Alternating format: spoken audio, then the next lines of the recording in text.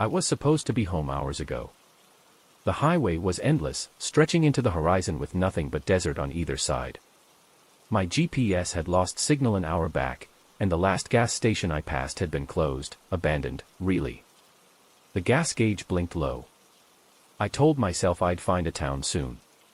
There had to be something ahead. Then I saw the motel. A single, flickering neon sign stood by the roadside, casting a dull red glow on the cracked pavement. Vacancy. I slowed down, debating my options. Keep driving and risk running out of gas. Or stop here for the night. I pulled in. The lot was nearly empty except for an old pickup truck parked near the entrance.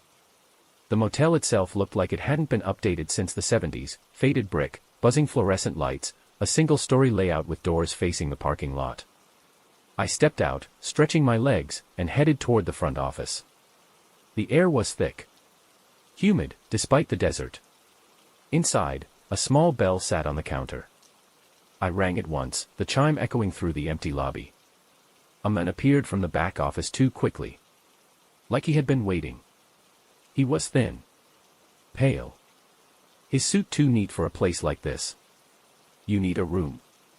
His voice was flat. No emotion. I nodded. Yeah, just for the night. He pulled out a ledger, an actual paper ledger, not a computer. Sign here. I hesitated before writing my name. There were no other names in the book. None. I swallowed hard. Not a lot of business. He smiled, too wide. Not many people come this way anymore. I took my key and left quickly. Room 6. The hallway was silent as I walked to my door. Too silent. Like the motel was holding its breath. I stepped inside. The room was old, musty carpet, dim lamp, a bed that looked stiff as hell. But the worst part? The mirror. It took up the entire wall opposite the bed. One of those old motel mirrors, slightly warped at the edges, reflecting the whole room back at me. I hated it. Something about it felt off. I turned away, trying to ignore it as I set my bag down. That's when I saw it. The notebook on the nightstand. A small, battered thing, its cover scratched and worn. I flipped it open. The first page read, "Do not look at the mirror after midnight." My skin prickled. I turned the page. "If you hear knocking, do not answer." My throat went dry. I flipped further. "The man at the front desk is not real." A sharp knock sounded against the door. My heart stopped. I turned toward it slowly. Another knock. Then another. Steady. Slow. I backed away from the door, my pulse hammering in my ears. The clock on the nightstand read 11:59 p.m. The knocking stopped. The room felt too quiet. Then, a soft creak. From the mirror. I turned my head, my stomach twisting. I was still facing away from it. But my reflection wasn't. It was staring at me. Smiling. I ran. Didn't grab my bag. Didn't check the hallway. I yanked the door open and bolted. The front desk was empty. The clerk was gone. The ledger, gone. Like I had never been there at all. I reached my car, panting, my hands shaking as I jammed the key into the ignition. The engine wouldn't start. I twisted the key, my breath coming in gasps. The motel lights flickered. The door to room 6 creaked open. I slammed my hand against the steering wheel. Come on, come on. The engine roared to life. I didn't look back. Didn't breathe properly until I saw the next town up ahead. But when I checked my rearview mirror, the motel was gone. Just empty desert. Like it had never been there at all. The diner sat at the edge of nowhere. It was the only building for miles, a squat little thing with faded red walls and a flickering neon opened sign. I had been driving for hours, too tired to push through the night, and the thought of bad coffee and a greasy burger was too tempting to pass up. I pulled into the parking lot. There were only 2 other cars, both covered in a layer of dust, like they'd been sitting there for days. The place felt empty. but the sign glowed open. I stepped inside, the door jingling as I entered. The air smelled like burnt coffee and something else, something sour. A single waitress stood behind the counter, wiping it down with slow, deliberate movements. She didn't look up when I walked in. A man sat at the far booth, hunched over a plate of food he wasn't eating. He didn't look up either. The place was too quiet. No music. No kitchen noise.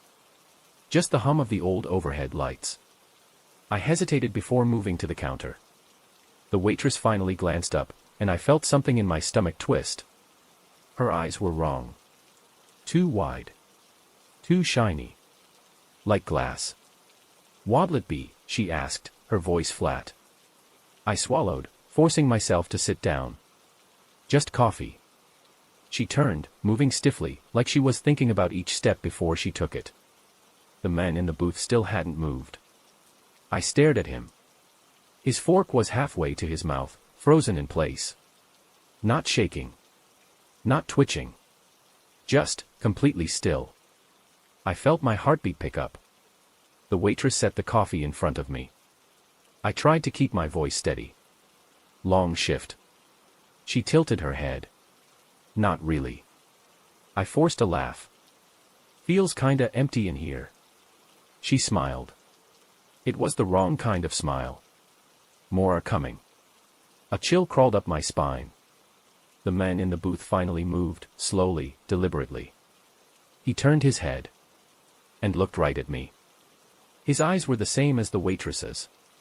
Too wide. Too shiny. I pushed my coffee away, my hands slick with sweat.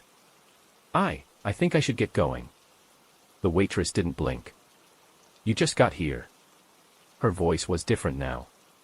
Like two voices speaking at once. The air felt thick, pressing against my skin. I stood up. The man in the booth stood up too. So did the waitress. The door behind me clicked shut. The lights dimmed. I backed away, my breath coming fast and shallow. "I don't want any trouble, okay?" The waitress grinned. "Then don't make any." The man took a step closer. So did the waitress. Their heads tilted at the same time. The air was wrong. Heavy. Like the walls were pressing in. Then. The kitchen door creaked open. A third figure stepped out. Tall. Thin. With no face. Just smooth, stretched skin where eyes and a mouth should be. I ran. I didn't think. Didn't look back. I hit the door full force, shoving it open and bolting into the parking lot. I fumbled for my keys, my pulse pounding so hard it made my vision blur. The diner's neon sign flickered. Then. The lights inside went out. Total darkness. The door creaked open behind me. I sped off. Didn't stop. Didn't breathe properly until I was miles away. When I finally pulled over at a gas station, I gripped the wheel, forcing myself to calm down. I looked at my phone. No service. I turned to the gas station clerk. "Hey," I said, trying to keep my voice steady. "You know that diner up the road?" His face went pale. "Diner?" I nodded. "Yeah. The one about 15 miles back." The clerk shook his head slowly. "There's no diner out there." I was used to weird calls. After 8 years on the force, you stop being surprised by the things people report. Drunks seeing shadows, teenagers playing pranks, old folks convinced their dead relatives are trying to talk to them. So when dispatch sent me and my partner, Ruiz, to investigate a man standing motionless in a cornfield, I didn't think much of it. "Probably some farmhand got lost," Ruiz muttered as we pulled onto the long dirt road. "Or some guy high out of his mind," I added. But when we got there was no mistaking it. Something was off. The call had come from an elderly couple who owned the property. They met us on their porch, both of them wrapped in thick robes despite the warm night air. "He's still there," the old man said, his voice uneasy. "Just standing. Not moving." I followed his gaze past the yard, past the empty gravel road, to the rows of tall cornstalks beyond. At first, I didn't see him. Then. A shape in the field. standing perfectly still between the rows of corn. I felt an odd pressure in my chest. The figure was too stiff. Too unnatural. Even from a distance, I could tell something wasn't right. Ruiz sighed, already reaching for his flashlight. "All right, let's go have a chat." We walked down the dirt path toward the field, boots crunching against the gravel. The closer we got, the worse I felt. The air was too quiet. No crickets. No rustling leaves. I turned on my flashlight and aimed it toward the stalks. The beam landed on him. A man, or something like a man. Tall. Thin. His skin too pale, almost gray.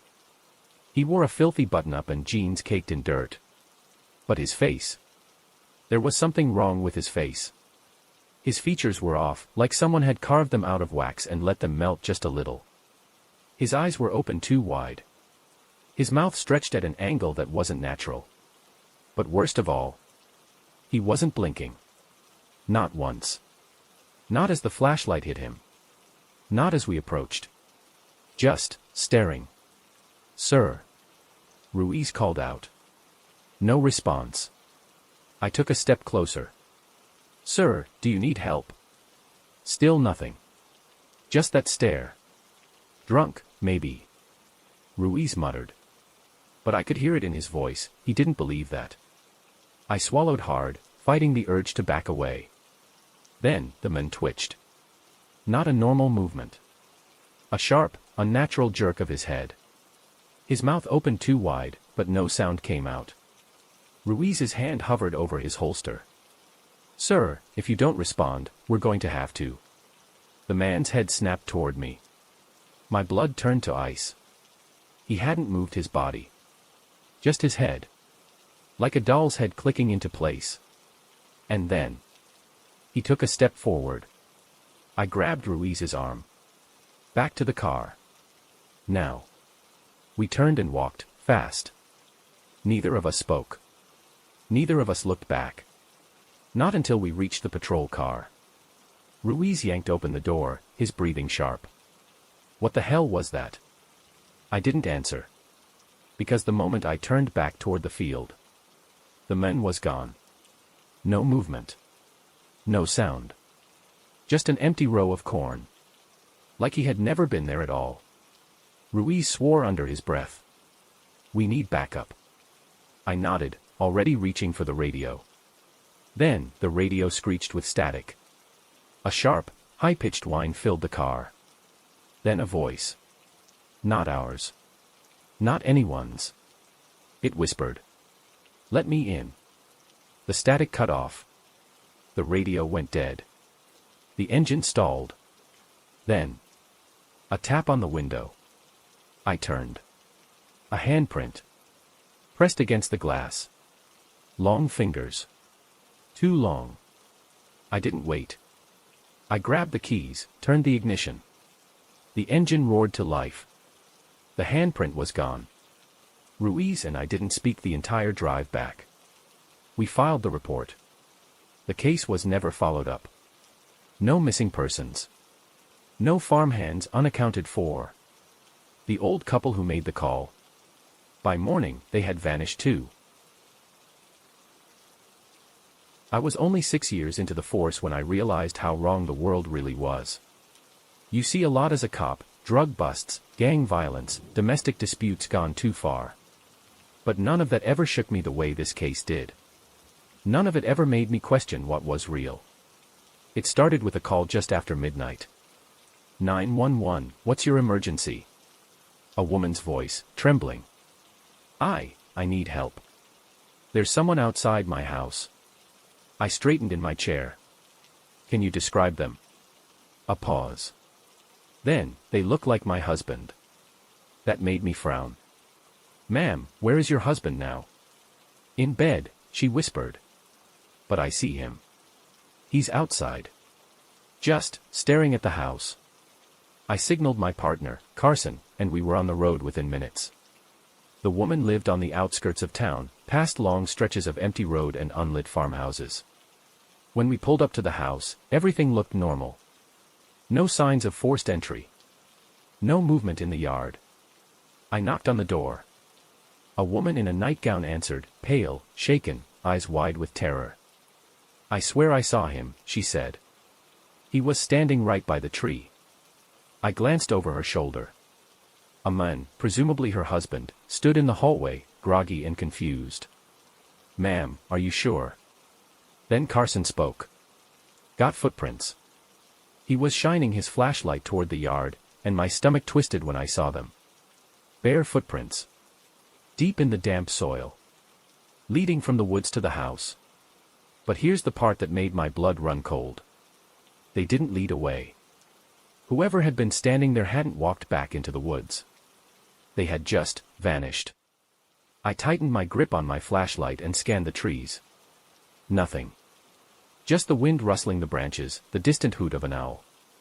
"All right," I said, forcing my voice to stay even. "We'll check the perimeter. Stay inside, lock the doors." Carson and I did a full sweep of the property. Nothing was out of place, no signs of anyone lurking. The footprints were the only evidence that someone had been here at all. But as we circled back to the car, Carson grabbed my arm. "Look at the window." I turned. The bedroom window. A face was looking out. I grabbed my radio. "Sir, is your wife in the room right now?" A long silence. Then, "She's right here beside me." I swore under my breath. Carson was already moving, sprinting back toward the house. I followed, heart pounding as we threw open the door. We searched the house from top to bottom.